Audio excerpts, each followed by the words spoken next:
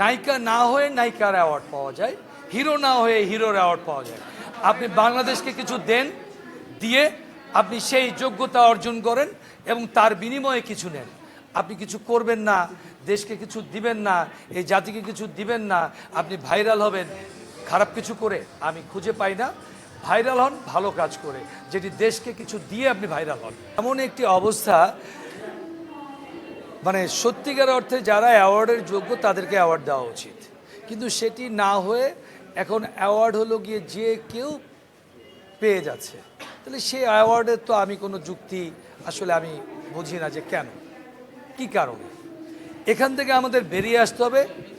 এবং আরেকটি জিনিস আমি দেখলাম যে বাংলাদেশে এখানে এসে আমার একটা জিনিস ভালো লেগেছে, একটা জাতীয় সঙ্গীত পরিবেশনা করেছে, যেটি কখনো কোনো অ্যাওয়ার্ড আসলে প্রোগ্রামে আমি দেখিনি আজ পর্যন্ত আমার জানা সত্ত্বে। শুধু একমাত্র আমাদের যেহেতু জাতীয় চলচ্চিত্র পুরস্কার ছাড়া আমি এই পর্যন্ত পাইনি। এটি আসলে ধন্যবাদ দেওয়ার মতো।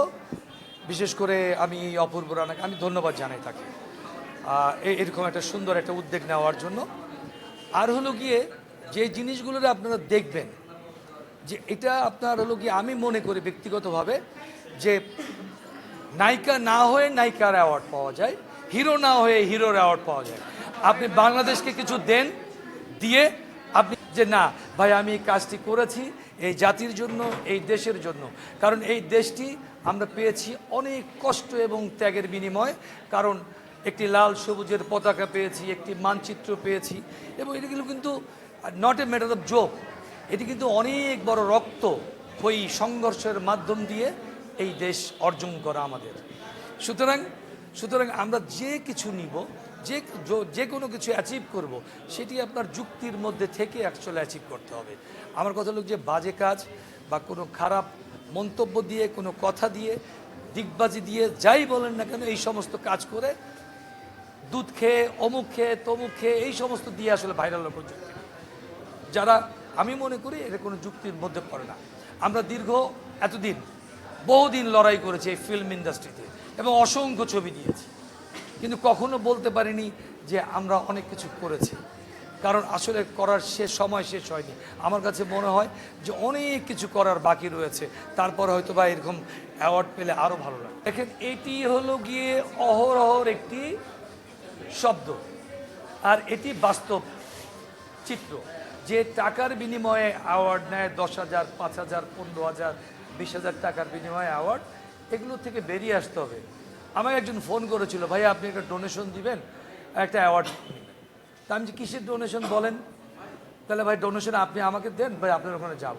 কারণ আপনার ওখানে যাওয়ার মতো আসলে সময় আমার নেই, কারণ আমি অনেকগুলো কাজের সাথে আসলে ব্যস্ত। আমি কখনো কাউকে বলি না, আমি আমার মতো করে চলি। আপনারা দেখেছেন আমি মিডিয়াতে খুব কম আসি, ইদানিং মনে হয় কয়েকটা প্রোগ্রামে আমি এসেছি, এছাড়া আমি আসিই না।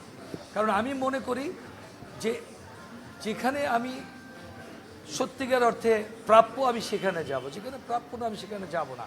ওই ভাইরাল হয়ে বা কোনো ধরনের টাকা দিয়ে এই সমস্ত কাজ আমি কখনো করি। কারণ জাতীয় চলচ্চিত্র পুরস্কার নেওয়ার সময়ও আমাকে অনেকে বলেছে যে এই পুরস্কারটি আপনি নেন, এখানে এই ডোনেশনটা করেন। কেন? এখানে আমার প্রশ্ন। আমি বলেছি যে ওই ধরনের পুরস্কার আমি নেই না। আমি ফিল্ম ইন্ডাস্ট্রিতে যখন আমি শুরু করেছিলাম কাজ, দেখেন তখন থেকে আমি প্রথম ছবিতে আমি অ্যাট এ টাইম বাংলাদেশের ইতিহাসে, আমি জানি না ইতিহাসে কেউ করেছে কিনা, আমি অ্যাট এ টাইম সেই সময়